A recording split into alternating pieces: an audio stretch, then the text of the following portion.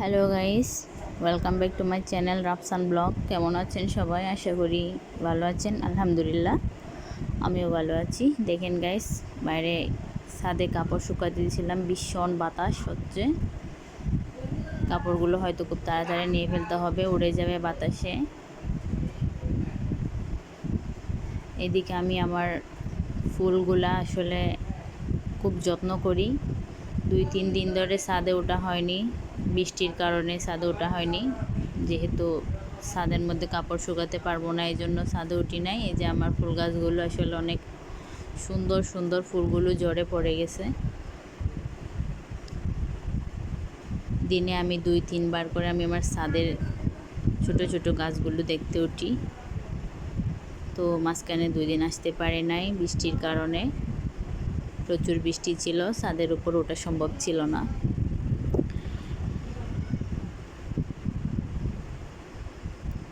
এটা আমার একদম ছোট্ট একটা বাজার, আমি এটাকে বাজার বলে থাকি। যখন আমার কিছু সবজি প্রয়োজন, খুব কম অল্প সবজি প্রয়োজন, আমি এখান থেকে তুলে নিই। এটা পুঁই শাক গাছ, এটার বয়স হবে হয়তো 10-15-20 দিন, এর থেকে বেশি হবে না। কি সুন্দর করে এটা বড় হচ্ছে দেখেন, খুব তাড়াতাড়ি কিন্তু এটা বেড়ে গেছে, অনেক বড় হয়ে গেছে আসলে।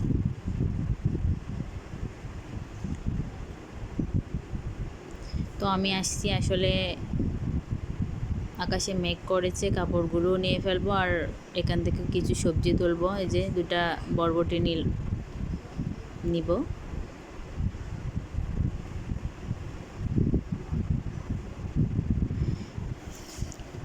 আর নিব এখান থেকে কয়েকটা নারিশ পাতা, নারিশ শাক। আমি শুটকির সবজি রান্না করলে কিন্তু সব সময় এখান থেকে কয়েকটা নারিশ পাতা সবজিতে দিই, কারণ আমার ভীষণ ভালো লাগে যখন আমি শুটকি রান্না করি। শুটকির উপরে এগুলো চড়িয়ে দিই আর খাওয়ার সময় হালকা আলতো করে তুলে নিয়ে ফেলি। খুব ভালো লাগে আমার, ভীষণ পছন্দের এই খাবারটা আমার।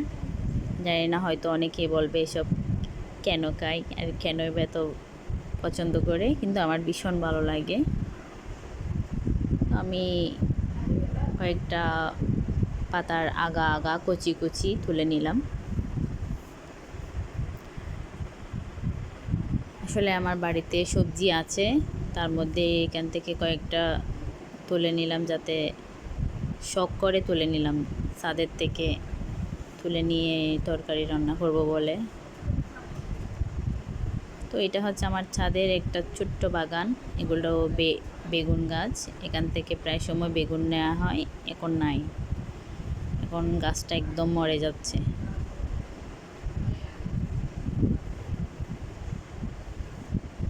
হয়তো একটু পরিচর্যা কম হচ্ছে, যার কারণে, অবহেলার কারণে হয়তো গাছগুলো মরে যাচ্ছে। তো এটা আমার ফাইনালি একটা ফুলের গাছ। আমার ভীষণ পছন্দের এই ফুলগুলো। জানি না কবে বাড়ির সামনে এরকম ফুলের কিছু বাগান করতে পারি। এইদিকে আমি হঠাৎ করে বৃষ্টি ভেজা অবস্থায় ভাবলাম একটু বাহির থেকে হেঁটে আসি, রাস্তায় মানুষও কম থাকবে, এমন সময় ছাতা নিয়ে একটু বেরোলাম। তো আশেপাশে দেখি একেবারে সব কিছু ভেজা আর ভেজা। কিছু কিছু গর্তের মধ্যে পানি জমে আছে।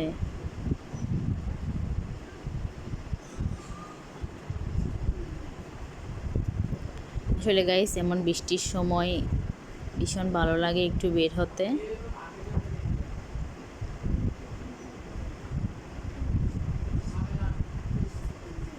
আকাশের অবস্থাও ভীষণ খারাপ, জানি না কবে আবার বৃষ্টি নেমে আসে।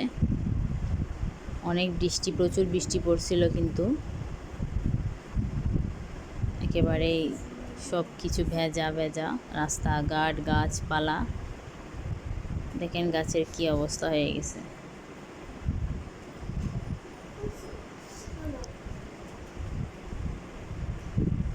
কালকে একটা আমি ভিডিও দিয়েছিলাম যে এখানে খালের পাশে আমাদের বাড়ি। তো একদম এটা হচ্ছে খালের পাড়ে, এগুলা একদম খালের সাথে ঘেঁষেই কিন্তু এই গাছগুলা।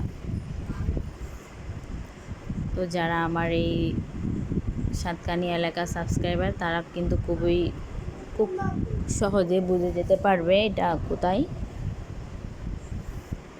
এটা আমাদের একদম বাড়ির পাশেই।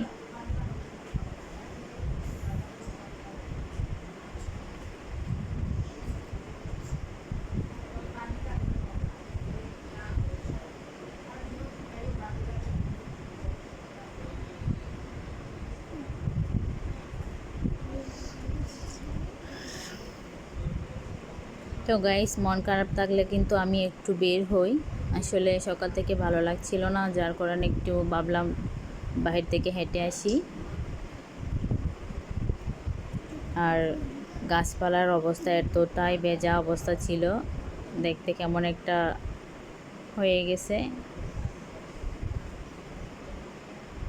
সব কিছু কেমন জানি বৃষ্টিতে ভিজে এলোমেলো এলোমেলো একটা অবস্থা। আসলে বর্ষাকালে যেমন উপকার আছে তেমন কিন্তু অপকারও আছে। রাস্তাঘাটে হাঁটতে বেহাল একটা অবস্থা, ভীষণ খারাপ লাগে।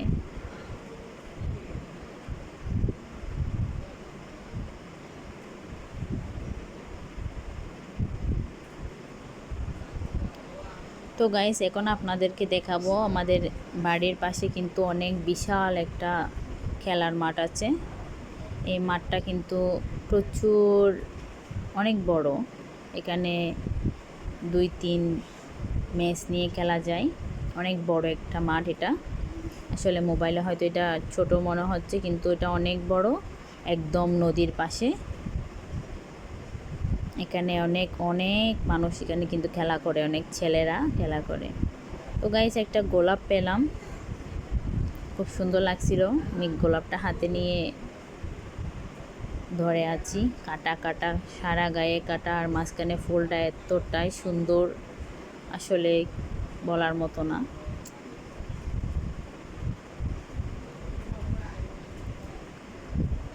তো গাইস, যাদের আমার এই ভিডিওটা ভালো লাগে অবশ্যই আমাকে লাইক করবেন। এইদিকে আমাদের